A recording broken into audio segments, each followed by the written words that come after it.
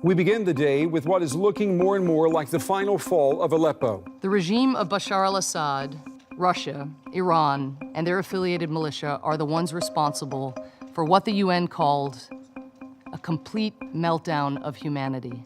The battle for Aleppo is over. Are you truly incapable of shame? Is there literally nothing that can shame you? Aleppo has fallen. The city, formerly the most populous place in Syria, was the site of a major battle between Bashar al-Assad government and rebel forces. The rebels controlled the eastern half of the city, and Assad the west.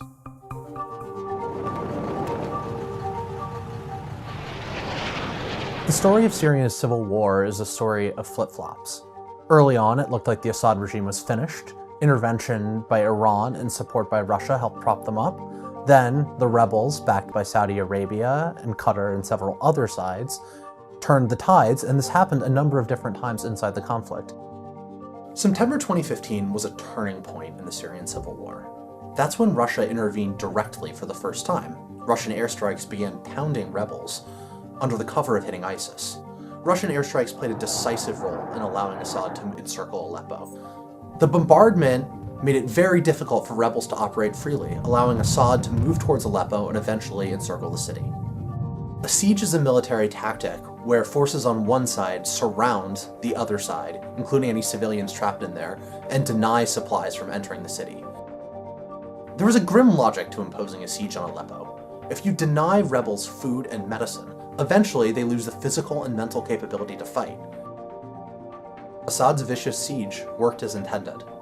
The rebels collapsed, allowing Assad forces with Iranian and Russian backing to stream into eastern Aleppo.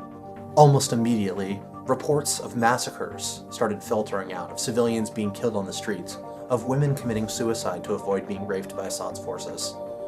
It's hard to know how many were killed in this initial purge.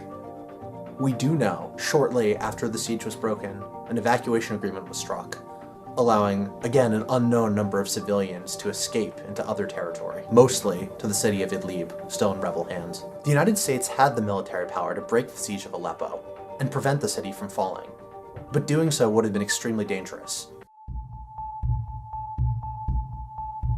For one thing, the United States would have needed to have coordinated with rebels on the ground, some of whom were extremists. For another, it would have meant that American planes would have been flying in hostile airspace with Russian planes. If the United States were to engage Russian planes, that would mean a direct exchange of fire between two nuclear-armed powers, a risk that very few in Washington were willing to take.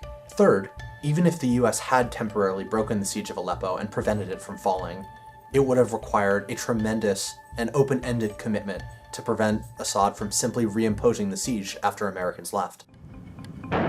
Whether or not you think an American intervention would have been worth the risks, there is no way to save Aleppo now.